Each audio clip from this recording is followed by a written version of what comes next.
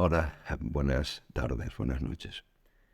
Vamos a rezar un Ave María y comenzamos, ¿vale? Dios te salve María, llena eres de gracia, el Señor es contigo. Bendita tú eres entre todas las mujeres y bendito es el fruto de tu vientre Jesús. Santa María, Madre de Dios, ruega por nosotros pecadores, ahora y en la hora de nuestra muerte. Amén. Leemos acerca del Evangelio según San Mateo, el primer Evangelio que nos aparece en el canon del Nuevo Testamento.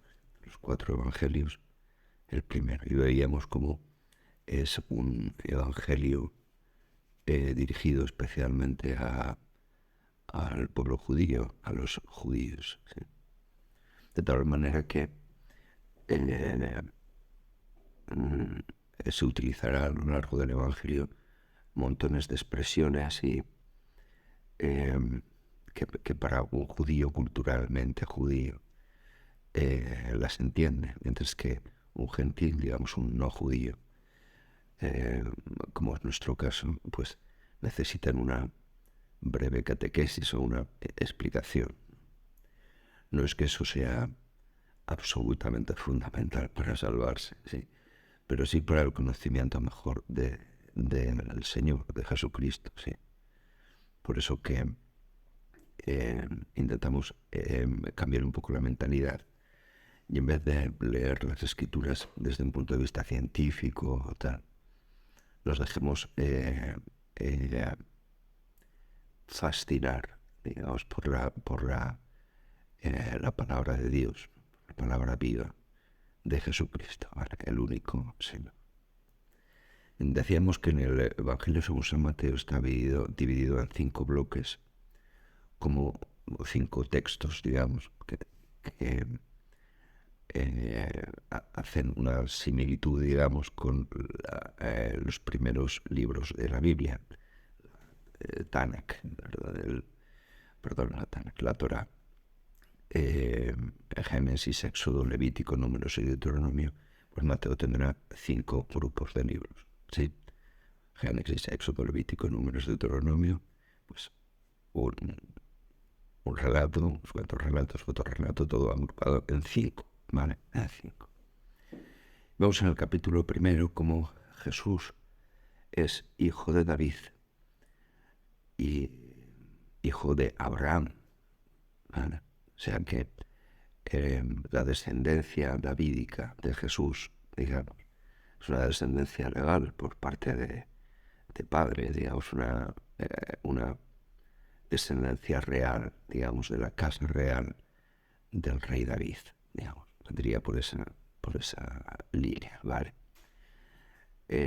Algo que Dios había prometido a David, que de su seno saldría un rey cuyo reino no tendrá fin, ¿vale? No tendrá fin, es esta la cosa, ¿no? Jesucristo, hijo de David, hijo de Abraham. En el capítulo primero se agrupan en 3 grupos de generaciones, digamos, desde Abraham hasta David, de David al destierro de Babilonia y del destierro de Babilonia hasta Jesús. Vale.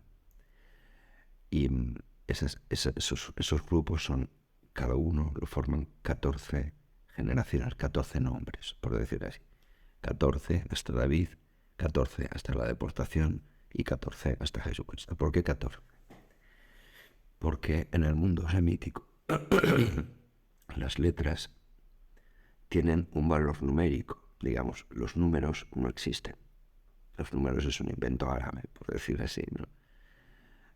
Muy anterior a eso, las letras tenían un valor numérico. Si el Aleph, la primera letra del alefato, alfabeto hebreo, vale 1, Ejat, ¿sí?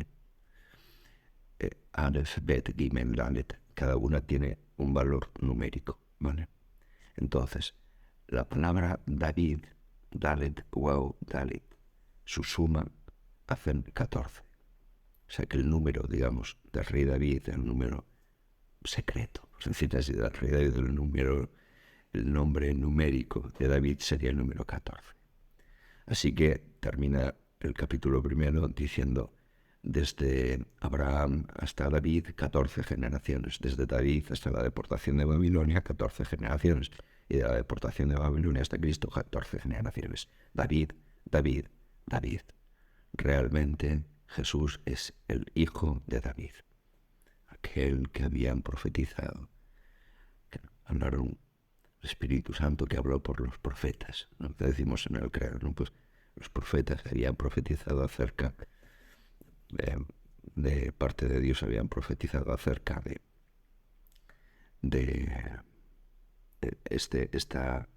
este rey que habría de nacer, digamos, el Mesías, digamos, traducido en griego, el Cristo. Sí, es lo mismo que la palabra Mesías. Sí. Mesías, Christos, no es lo mismo. Traducción al griego es la misma palabra. Bien, entonces vemos que tiene todo el relato, según San Mateo, también el resto de los evangelios, pero especialmente el de Juan, ¿vale? Pero tiene un contenido semítico, hebraico, digamos, judío, digamos, eh, que si queremos profundizar un poco más, lo podemos ver y puede resultar muy interesante, ¿no? Porque es cuando empiezan a cuadrar. Bueno, a veces uno que escucha los evangelios y dices, ¿y esto por qué lo habrá dicho? Y lo otro. Son pequeños detalles que uno dice, bueno, al final, mira, yo rezo, voy a misa como vuelvo a rezar al Señor y me dejo de historias, vale, estoy bien. No es necesario, ¿no? Pero si uno quiere, sí, uno puede profundizar, digamos, en la cristología, una cristología sana, sí, metiéndonos acerca del valor de las palabras, ¿vale?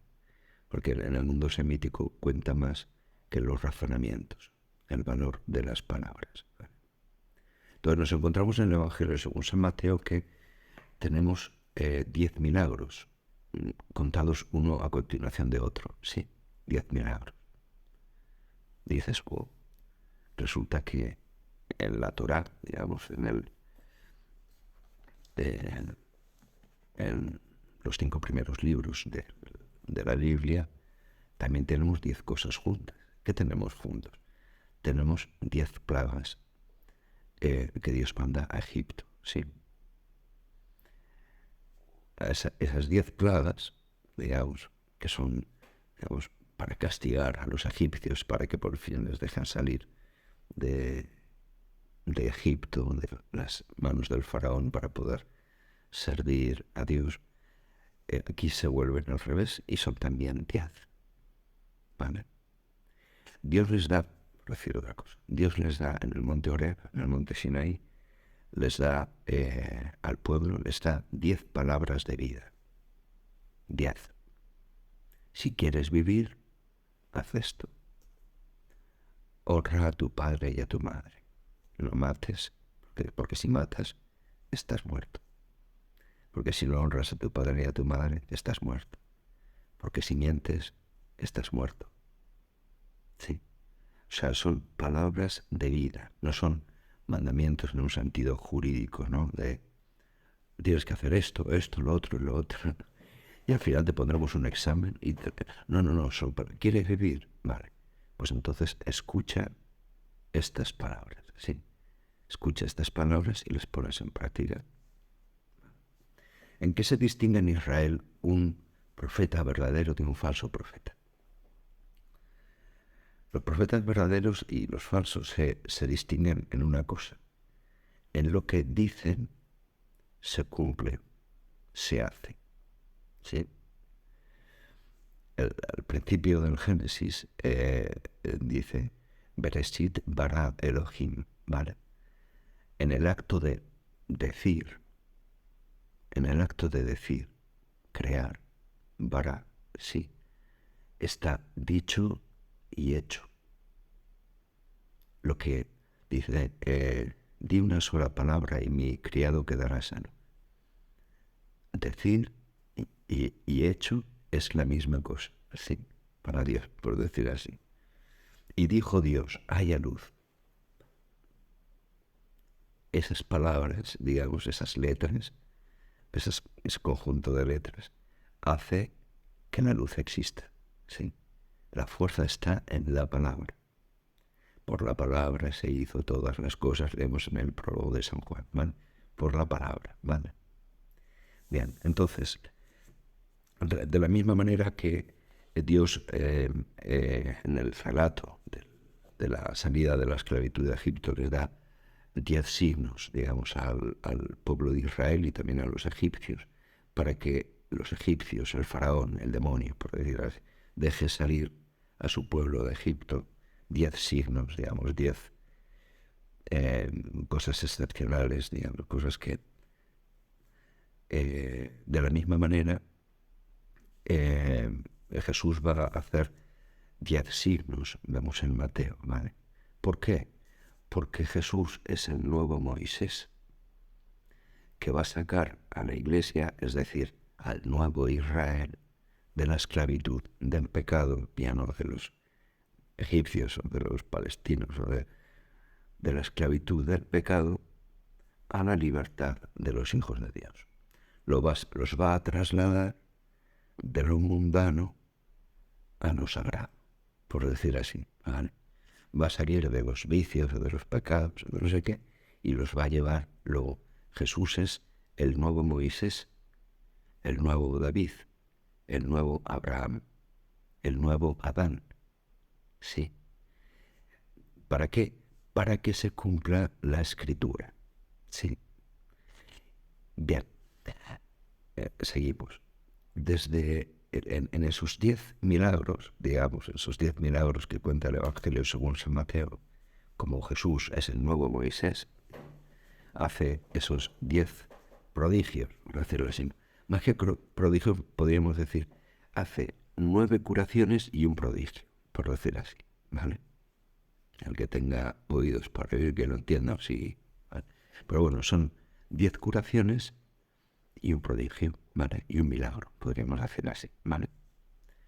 Entonces, en orden son 1, la curación de un leproso; 2, la curación del criado del centurión; 3, la curación de la suegra de Pedro; 4, la tempestad calmada; 5, la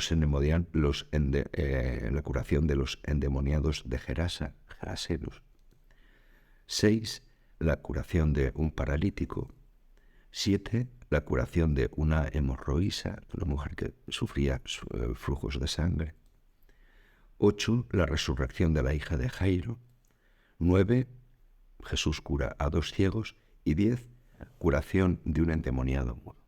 10. De estas 10, digamos que son curaciones a personas, o la resurrección de la hija de Jairo, que tiene su... Bueno, hay personas implicadas ahí, digamos, que tienen un mal dentro, ¿vale?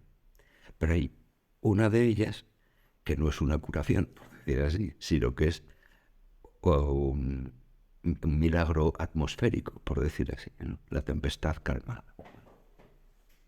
¿Y por qué Jesús hace de los 10, de esos 10 milagros, digamos, hace 9 curaciones y un milagro, es decir, y una cosa excepcional? ¿Vale?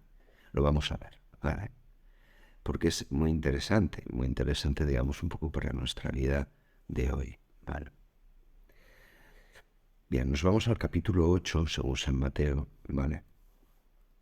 Dice, y subiendo después a una barca, le siguieron sus discípulos. Y aquí que se levantó en el mar una tempestad tan grande que las olas cubrían la barca, pero él dormía. En otras traducciones, en otros evangelios, dice, y Jesús estaba durmiendo en la proa, digamos, en la parte de delante de la barca, sobre un cabezal. Sí, bien. En otras dice, el viento le será contrario. Sí. Si el viento, para que una nave que va con velas tiene que funcionar, tiene que venir por detrás, por popa, ¿vale? No por la proa, por delante. Sí. Entonces el viento le será contrario. Quiere decir que la barca iba oponiéndose al viento, con lo cual las velas no podían hacer demasiado, ¿vale? Si Jesús está durmiendo en la proa de la barca, significa que todo el agua que está entrando le está dando a él, porque le viene de frente el oleaje, ¿vale? Él está durmiendo, dice. ¿Durmiendo? Como que está durmiendo, se le están pasando olas por encima y se está negando la barca. Bien, es más o menos la situación, la misma situación de los discípulos encerrados en el cenáculo, porque Jesús ha muerto. Ha muerto en la cruz, lo han enterrado, ¿y ahora qué? Jesús está muerto, digamos. El imago mortis, ¿no? El sueño es una imagen de la muerte, ¿no? Pues Jesús está dormido. Vale. Y en otro evangelio dice preceptor, preceptor, perimus, o sea, perecemos, o sea, maestro, maestro, perecemos. En el evangelio según San Mateo utiliza en latín la palabra domine, el señor de la casa, el dueño. Dueño de todo, señor de la casa, nos dormimos. Bien, Jesús se levanta y les increpa su falta de fe. Pero si las olas estaban hundiendo, ¿saben? Les increpa su falta de fe, ¿vale?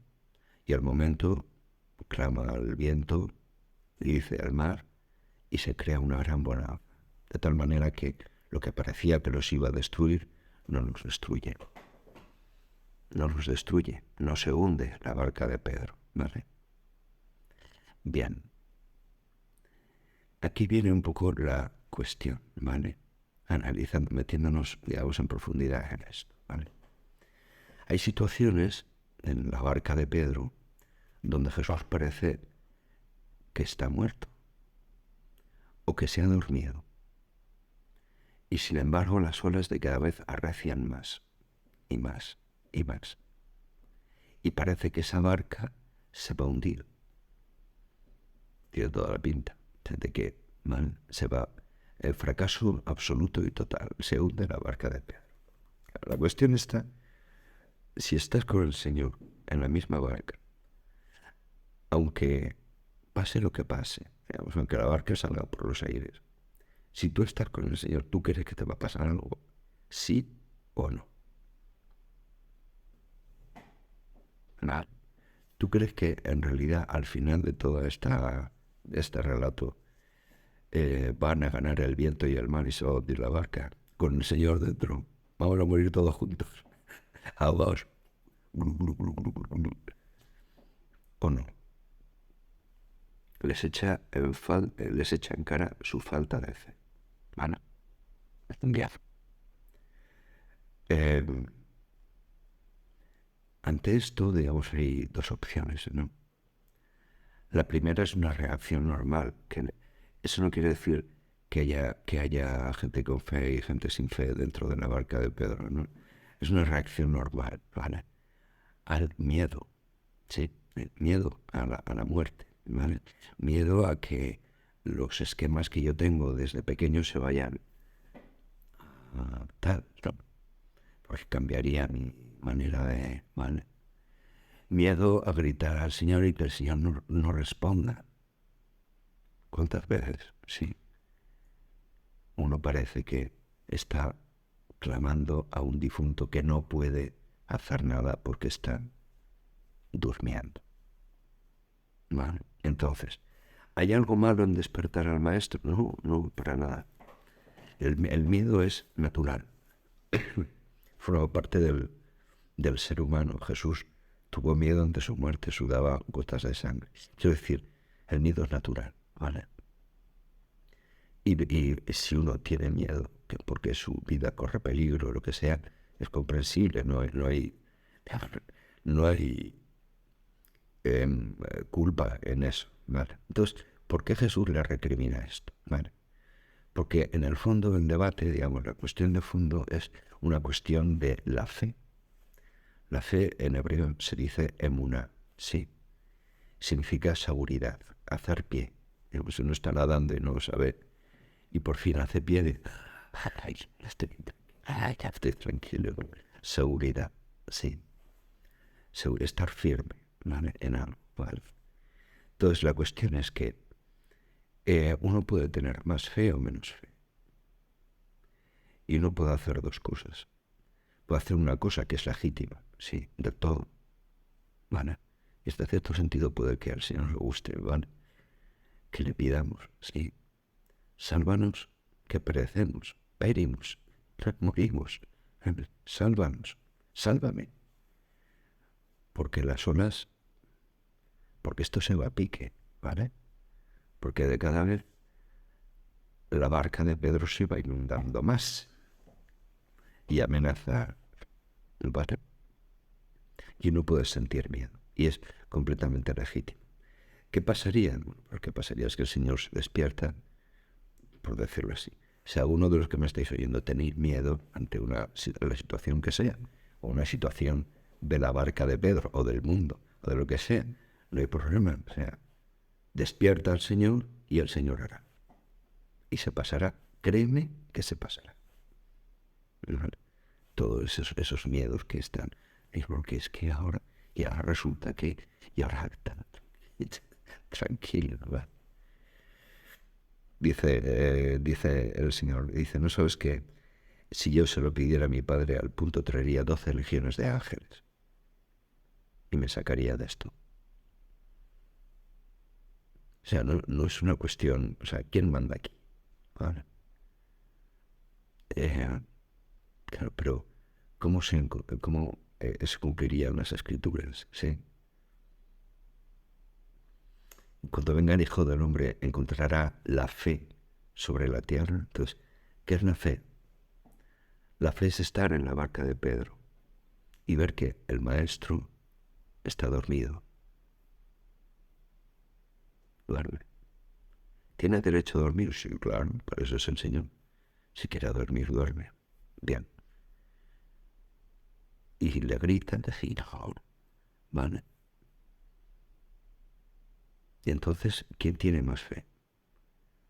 El que le despierta asustado, como un niño pequeño, diciendo, ¡ay, este asunto, por favor, esta enfermedad, este problema, esta historia, Señor, Señor, ven, Señor, ayúdame, ayúdame, porque me muero, me muero. O el que sabe que el Señor está ahí, aunque no diga ni Pamplona, aunque no diga ni Pío, aunque no diga nada. Claro. Y sabe con toda seguridad que ni la barca se va a hundir y que todo eso es como una prueba. Sí, como una prueba.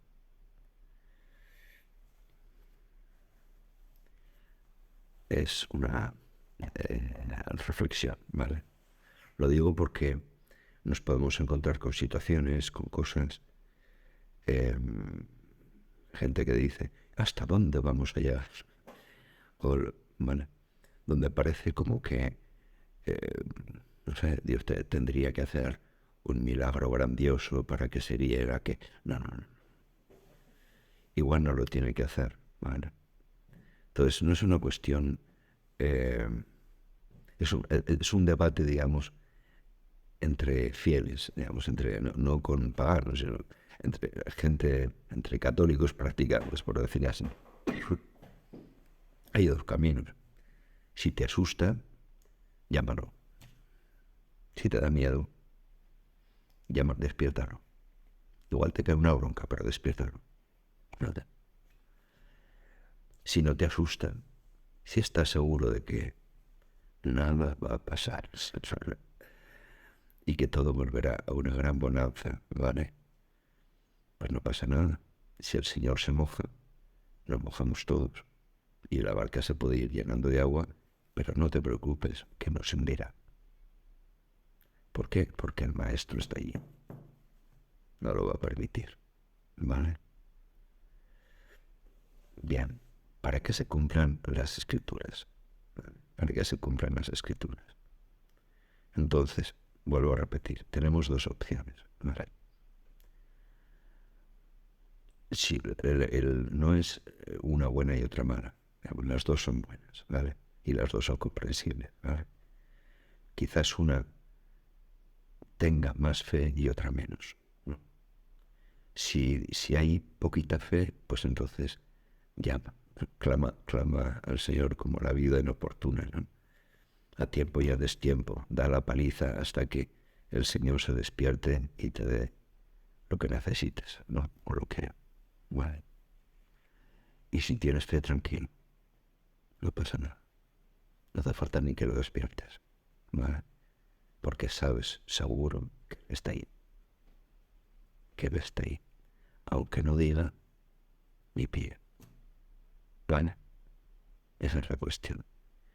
Por eso quería pararme de los 10 signos, digamos, en en el de la tempestad calmada, que es el único que no es referente a curaciones concretas de personas concretas de males, de enfermedades sino que es otra cosa, ¿no? Es como un relato eclesiológico, ¿no? La iglesia, ¿no? Si la iglesia se hunde o no se hunde, pues mira, te lo voy a decir ya, no se hunde. Es que resulta que tal, es que resulta que cual, que no se hunde, que no se hunde. Que lo importante es que, aunque no diga ni Pamplona, no diga ni Pío, el Señor está ahí, ¿vale? El Señor está ahí. Bien, las dos cosas son buenas, sí. Tanto guardar silencio como gritar. Sí, esta es un poco la cosa, ¿no? Sí, sin gritarlo despertar, claro. Eh, Al que pide se le dará. Entonces así, ¿vale? Ahora, ¿es lo mejor o no es lo mejor? Cuando venga el Señor encontrará la fe sobre la tierra. Aunque todos digan lo contrario, dice la carta a los romanos, y Abraham creyó contra toda esperanza. Es imposible. Si te viene el viento de cara por la proa y te está inundando la barca, lo más seguro es que la barca se hunda, se vaya a pique, papá. Eso es lo... Pero ¿y si es irracional? Y si resulta que lo que parece que es, no es. Y lo que parece que no es, sí que es. Sí. Poder pasar un poquito a la fe, ¿vale? A la fe. Y, por ejemplo, utilizamos otra palabra, la confianza. Poder pasar a la confianza, ¿vale? De decir, bueno, me acosan por este lado, por este otro lado. Ahora viene este, ahora el otro. El otro está comprado por no sé quién, el otro para arriba, para abajo. Y unas intrigas palaciegas allí de... Y dices, ¿está o no está? Ah, no, pero está. Sí, sí. Que al momento podías llamarle y que reventara todo. Sí, sí, sí. Se puede hacer. Sí. Que tienes todavía más fe, pues entonces espera. Espera. Porque las aguas volverán a su cauce, digamos. Lo que parecía que sí que era ya tremendo, que nos íbamos para habernos matado, que dicen, ¿no? Para habernos matado. Pues resulta que no. Que no. Al final no pasa. O sea, no, es otra historia, ¿no? Te fías o no te fías. Es cosa tuya, ¿no? Bien, las dos posturas son buenas, ¿sí? Y tener miedo es normal. Y clamar al Señor cuando se tiene miedo es lo normal, ¿vale? Y el Señor puede hacerlo sin duda ninguna, ¿no? Al que pide se le da. Al que llama se le abre. Entonces, esto es así, ¿vale? Pero si todavía dentro de eso quieres, o sea, tienes más fe, déjalo dormir, que la barca no se va a hundir. No se va a hundir. Ya se despertará el solito, no hay problema. Y hará lo que tenga que hacer para que todo vuelva a la calma, ¿vale? Y se hizo una gran bonanza, que de repente todo el mundo giraba, la posibilidad de morir estaba ahí a la puerta, y de repente, paz. Bueno, pues nada, si Dios quiere, Nos vemos la semana que viene. Seguimos, ya sabéis, a vueltas, a cuentas del Evangelio según San Mateo. Sí, una maravilla. Vale. Nos vemos. Chao. Hasta la semana que viene, si Dios quiere.